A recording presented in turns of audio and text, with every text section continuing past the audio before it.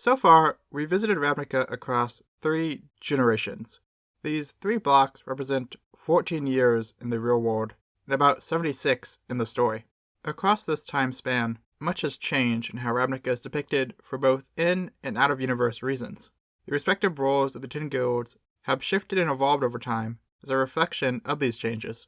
In this 3-part series, we'll explore each guild individually in color by order, see how their creature types, aesthetics, mechanics, and roles have changed over time, using this schedule. We'll also explore some of the internal and external factors behind these changes. Time codes for each guild are in the description. Cops. Role. The basic role of the Azorius as law-obsessed has remained across the 3 blocks, though some details have changed. In their first appearance, the Azorius are defined by their rejection of change. They exist to maintain the status quo. Members even work in life and death to prevent the guild leader from being exposed to contrary points of view. At this point, some emphasis was put on their reliance on other guilds. The influence of Orzhov business and civic interests are said to lead to new laws. It's claimed that Ravnica's laws exist primarily to protect industry. The Azorius share law and order responsibilities with the Boros, but it's explicitly stated that they aren't a fighting guild. Their weaponry is beautiful but mostly decorative, and their armor ranges from looks cool to actively hinders movement, says one article. They can use law magic very effectively, but this resource is apparently not guaranteed to be available. They have a certain mysticism to them, with esoteric spirits and a doctrine that inner uncleanliness must be removed with specific rituals. In their second appearance, the Azorius go all in on preventative measures. The designers must have seen Minority Report recently, because the Azorius are now all about preventing and even punishing perceived lawbreakers before they actually do anything. Interestingly, law magic is said to have become rarer, with an internal shift from laws enforced by magic to laws designed to be followed voluntarily. However, this is not reflected in the cards at all, with them showcasing law magic as their go-to tool, with it even informing their mechanic of detain. More emphasis is also put on their military size and scope as well, with them even receiving a card called Martial Law. There's another line about protecting wealth, as well as a note that they rely financially on the Orzhov but claim to maintain objectivity. The Azorius also internally moved to be slightly less stagnant.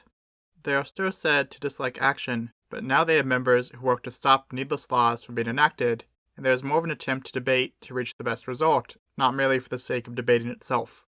In universe, their effectiveness is said to drastically change back and forth over time.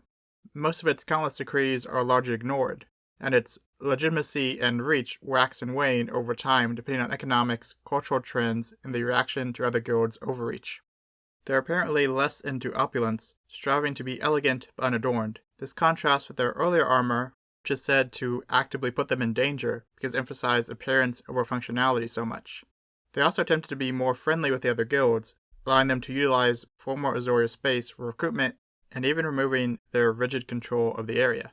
That said, this was also the point where they conducted an attempted genocide against the Golgari, so take everything they say with a grain of salt.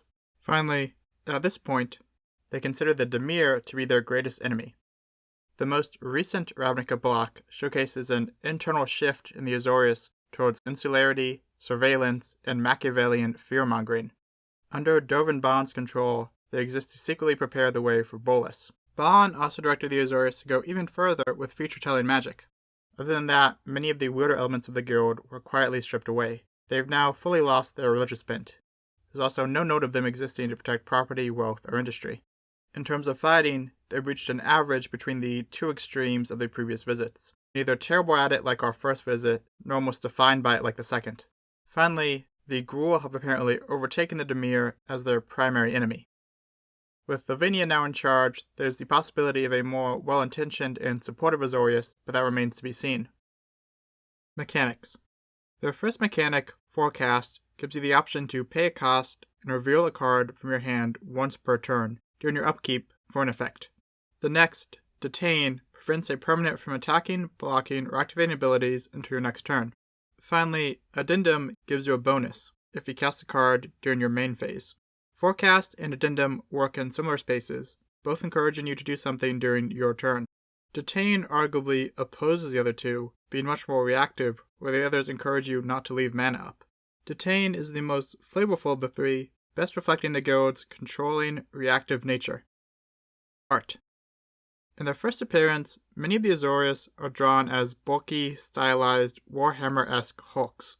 Their second showing would trim them down somewhat, though not to a degree I would consider realistic. More recently, they have retained bulky armor, though not to the same extreme. Their body proportions have become more realistic underneath. They received a new symbol in return, with the circular maze replaced by text. This perhaps represents a change in their mission from intentionally causing confusion and frustration to seeking to better communicate. Creatures. This table represents the species that appear as Azorius watermarked cards or tokens. As we can see, humans, Valdekin, and Sphinxes are the three consistent types. Additionally, while griffins don't appear directly in Return to Ravnica, they show up on the art of multiple cards. Our first visit was the most unique in terms of creature types, with both the most overall and the most unique ones. Spirits appear in our first two visits, but not our third. Similarly, golems, elementals, and drakes only appeared once. Oddly, a drake takes the role griffins usually play in a random return card. Relatedly, thopters replaced birds in our third visit, but this is explainable as a result of Kaladesh artificer Dovin Bond getting control of the guild. Spies in Disguise, the Rollsmith Pigeon movie. Role. The Dimir experience arguably the greatest status quo shift of any of the guilds. They are only exposed to the world during the first Ravnica block. Prior to this, they had been operating entirely in secrecy. At this point, they are entirely villainous and generally monstrous. They're even shown to partake in cannibalism. There is some arguable overlap with the Golgari, as they're both catacomb-dwelling and into necromancy. This necromantic element was consciously removed by wizards in later visits. As proof of their secret nature, the Dimir insignia is said to only be seen by its own members and those they're about to kill. Relatedly, they don't take credit for their actions. By the time of our second visit, the public knows they exist, though it's inconsistent as to what degree this is accepted by said public. One source says that the public pretends the guild doesn't exist, but then it goes on to say that they're like any Ravnican guild, serving a public purpose for the good of the city. They often serve as investigators, reporters, and archivists. Their secrecy is reiterated by quotes like, anything predictable can be tracked, so the Dimir have no special days, customs, or rituals. At this point, they are said to never wear the guild symbol, though apparently this guy didn't get the memo. Putting it on their bribe money also seems a little thoughtless. While still murderous, they're no longer as monstrous. If they kill you, at least it'll probably be for a pragmatic reason now. They aren't weird death cultists anymore. They're spies. Once enemies of all Ravnica, they now serve the other guilds, though usually for their own ends. In our third visit, the Dimir are, well, not heroic, but their goals align with that of good people for the first time. Zav is determined to identify and stop the mysterious, powerful intruder who ended up being Bolus.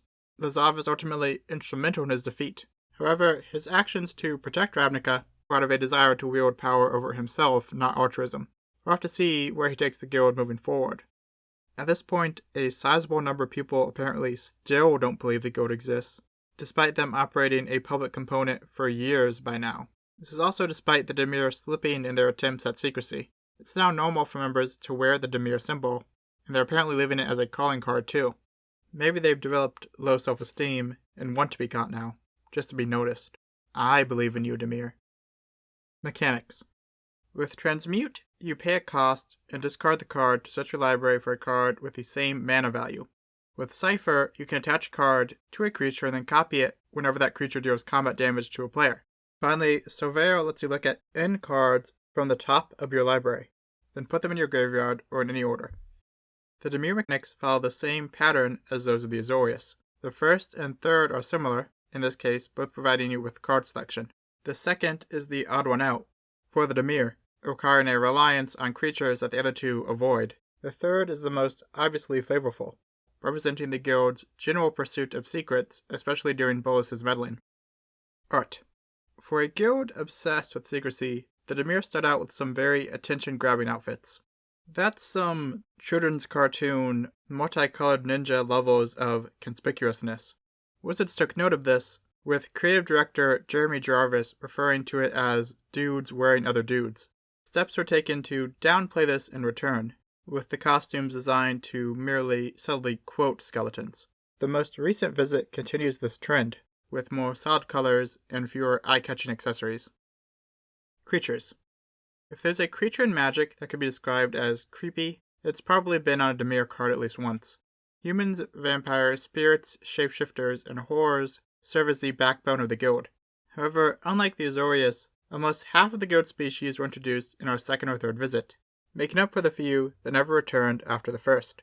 The Dimir actually diversified over time, though I do wonder where this secret guild was storing an entire Leviathan, since the oceans weren't discovered yet. Middle School. Role. The Rakdos have one of the greater disconnects between their story descriptions and their cards. At least originally, they were responsible for both menial labor and regular entertainment. However, from the beginning, you'd be forgiven for not realizing this. In our first visit, only a single card depicts a standard laborer, while only about 5 represent entertainment, all with a murder spent. All the other cards focus exclusively on the mindless violence side of the Rakdos. The guild's leader, Rakdos, holds the title of the Defiler, showing his focus on evil and sin.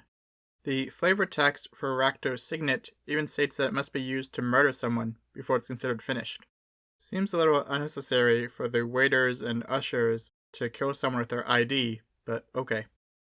Visit 2, or Rakdos if you will, put more emphasis on the entertainment aspect of the guild, doubling the amount of cards that relate to this. Even on cards where an entertainment angle isn't immediately obvious, flavor text will be used to make the connection. The ring system is now in full display, which is a collection of loose communities within the guild, each with a unique focus. Of the 9 rings, several are said to provide standard entertainment options such as food and drink or bathhouses, but we don't see this on the cards. The Demon Rakdos now holds the title of Lord of Riots, showing a transition from general evil to public violence. The menial labor component is also downplayed, with the Rakdos introduced solely as hedonists, sadists, criminals, and psychopaths. They're said to be sadistic and cool simply for the fun of it. In our most recent visit, we get even more of a focus on the Rakdos as twisted entertainers. The number of cards representing this have again been doubled, and are now a strong majority. Rakdos now uses the title of the Showstopper, cementing the shift from general violence to entertainment. In-universe, it's stated that the Rakdos have been pushed even further into the margins of Ravnican society. It's possible this means they're no longer trusted by the masses to perform regular work. It's also said that the ring system has fallen out of favor, and that there's now more of an emphasis on taking to the streets as traveling performers. Finally, they're made slightly more sympathetic, with some of the Rakdos having somewhat understandable takes on anti-authoritarianism. Some of the violence is a little less mindless now. While it is true that their role as entertainers has been flanderized, it's worth reiterating that even their first appearance didn't represent their established lore fully. At least focusing on the guild as entertainers who aren't necessarily deadly showcases the service they provide for general Ravnican society and corresponds with one of their given purposes. Mechanics. Hellbent gives a bonus if you have no cards in hand. Unleash allows your creature to enter the battlefield with a +1/+1 counter in return for giving up the ability to block. Spectacle gives spells an alternate cost if an opponent has lost life this turn. Of the guilds we have seen so far, the Rakdos have the greatest mechanical consistency. All 3 mechanics encourage a very aggressive playstyle. Hellbent wants you to empty your hand as quickly as possible, while Unleash and Spectacle help you deal damage and benefit from you dealing damage, respectively. This playstyle is very fitting for the violent and chaotic guild. Art. The Rakdos start off more stylized and grotesque than in later appearances. There's a 90s comic-esque aesthetic to it at times, in terms of proportions and depth. The later 2 visits aim for a more realistic style. Both versions do convey their intended tone though. The first is more surreal and nightmarish, but the effect of the realistic people of the second, combined with their actions and surroundings, is equally unsettling.